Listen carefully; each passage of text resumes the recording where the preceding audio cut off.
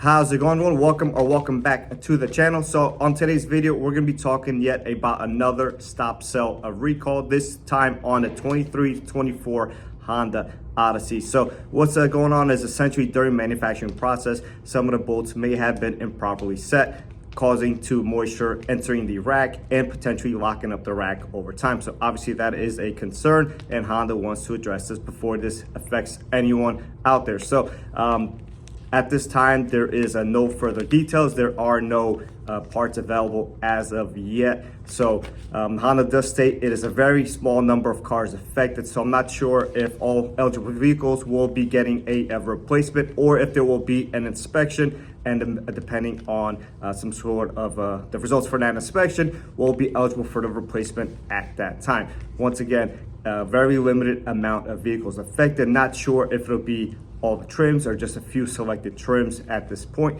but that is all the information we have. So if you have a 23-24 Honda Odyssey, once parts become available, you will be notified via mail, and when you go into your dealer for any type of service, maintenance, etc., at that point you will be notified as well, and the procedure will be performed and replacement if needed. So that being said, I'll catch everyone on the next one.